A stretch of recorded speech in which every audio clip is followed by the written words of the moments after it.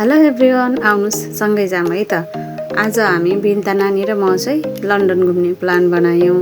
Plan चाहिँ पहिलेदेखिको नै थियो, तर नानीको छुट्टी नभएको कारण र मेरो पनि कलेज भएको कारण चाहिँ घुम्न पाइराखेका थिएनौँ। फाइनल्ली आज मेरो कलेज नानीको कामसँगै छुट्टी भयो। त्यसपछि चाहिँ हामी भेट भयौँ टावर ब्रिजमा।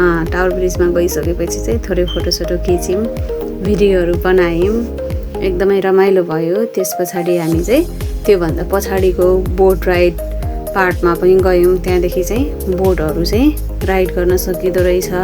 प्लस यदि टावर ब्रिजमा हुनुहुन्छ र कसैलाई चाहिँ वासरुमको समस्या हुन्छ भने यहीँ पछाडि नै के छ, वासरुम छ है त।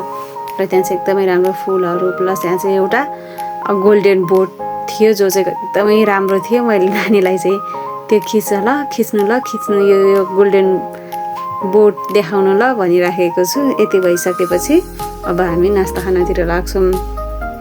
यो चाहिँ हामीले घरबाट नै प्रिपेयर गरेर लिएको खाना हो। अनि हामी चाहिँ यति बेला खाँदै अनि अब के गर्ने, यसपछि कहाँ जाने घुम्न भनेर चाहिँ प्लान गर्दै थियौँ। यो प्लान गर्ने क्रममा चाहिँ हामीलाई बिग बस चाहिँ देख्यौँ। बिग बस देखेपछि चाहिँ कसरी रहेछ त, यसले कहाँ कहाँ घुमाउँदो रहेछ भनेर चाहिँ सोध्न गयौँ। सोधिसकेपछि चाहिँ पर पर्सन 1 डेको 39, 2 डेको 40 पर पर्सन। तपाईँ जहाँ पनि झरेर जति पनि त्यहाँ घुम्न सक्नुभयो। प्लस त्यहाँ चाहिँ स्टपहरू हुँदो रहेछ, यसरी चाहिँ गाइडलाइन दिएको हुन्छ। त्यहाँभित्र गएर चाहिँ हामीले हेर्न सक्छौँ। 1 देखि मैले बिर्सेँ ठ्याक्कै 24 सम्म होला सायद यसको स्टपहरू चाहिँ छ। त्यहाँ स्टपमा चाहिँ प्रत्येक स्टपमा झरेर ठाउँहरू एक्सप्लोर गरेर तपाईँले जति पनि गर्न सक्नुहुन्छ।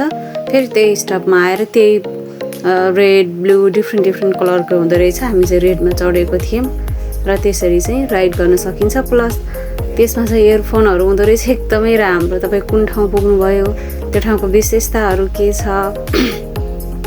प्लस त्यहाँ चाहिँ के हुन्छ भनेर सबै चाहिँ सुनाउँदो रहेछ।